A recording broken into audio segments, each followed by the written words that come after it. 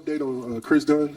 Yeah, I think he's good. You know, just being cautious. And it got tight a little bit, but I think he's okay though. Yeah, he could have played, but it wasn't smart.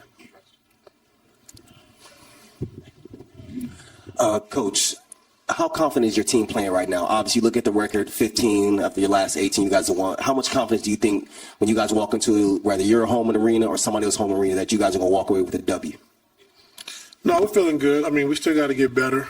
You know, I thought tonight, like I said, we got the big lead. We got comfortable. We didn't really finish it with our defense like we had been doing. And so they made a little run at the end of the half. And then, you know, in that third quarter, you know, they made a little run as well. But overall, like I said, we're confident. We're playing well, but we still got to play better. You know, so we just got to run through the tape and, you know, continue to execute the right way. I thought we did a better job tonight against the Fires, you know, versus the blitzes. And, you know, just keep getting better at those things. But, you know, overall, we are playing, you know, we're playing well, but we've got to keep it going. Ty, the Wall towards the end of the game seemed to be having fun with the end of the game. They were chanting and holding up signs. By any chance, did you get to see what the sign was or what the chant was about? Well, it was holding up a tweet, and the Wall was chanting, "Eat the tweet." Do you understand anything about that? No, sir. Okay. Well, I mean, what is it? So someone tweeted if the Clippers, this was on December 20th before the Laker game, that if the Clippers had any stretch this year going at least 15-3, they would eat their tweet. And now, because you went 15-3, they have to actually eat their tweet. They said exactly 15-3? Yeah, if they had 15 wins over any 18-game stretch. And then starting that night, you guys won 15 of 18. We got to get him on camera then. Where's he at? We got to get him on camera. Tell him to call in. Dennis, give him a number, Dennis. We got to see it. Got to go live. Yeah, I didn't know about that.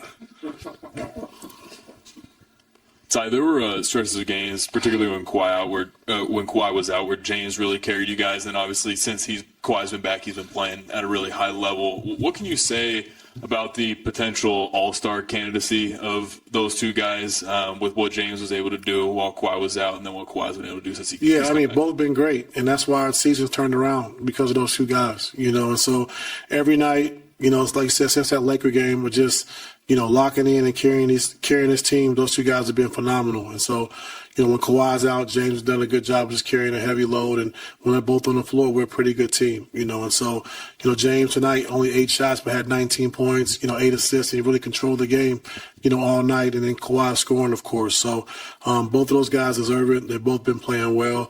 And we just got to keep it going. Coach, it feels like you could just kind of pencil Jordan Miller in for 10-plus a night now off the bench. What is it about his ability to get to the rim and finish so well around the rim that helps you guys? It's kind of unorthodox, you know, the way he gets to the paint, gets to the basket, you know, does a great job of drawing fouls, so teams, they're aware of that as well. But he plays at his own pace, never gets sped up, and he knows how to use angles, you know, of getting to the basket, and so he's done a good job. Two things. How's Chris doing?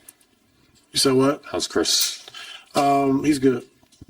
Was there anything other than just the hard fall?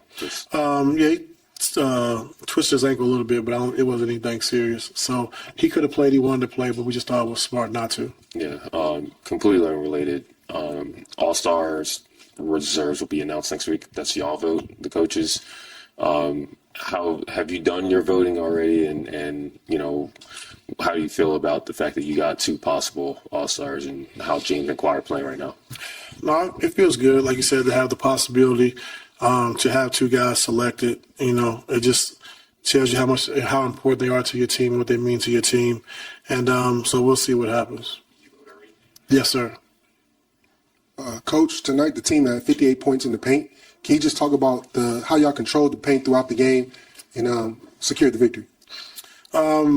Just getting to the basket. I thought Zoo was good around the basket, getting fouled, getting to the free throw line. John Collins was good around the rim as well, you know, in the paint.